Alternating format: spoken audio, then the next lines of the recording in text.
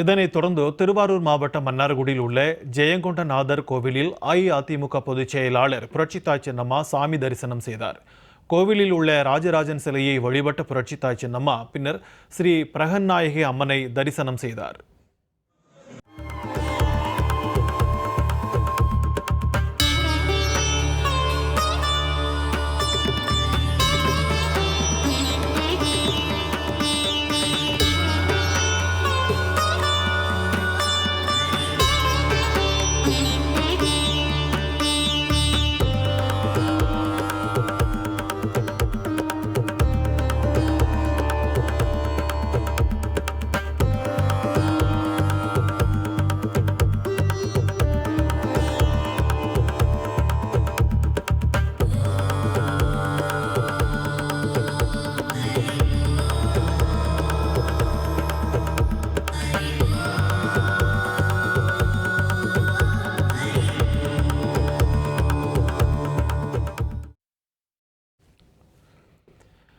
இதனைத் தொடர்ந்து சாமி தரிசனம் செய்வதற்காக வந்திருந்த சிறுவர்களுக்கு புரட்சித்தாய் சின்னம்மா சாக்லேட் வழங்கி மகிழ்ந்தார்.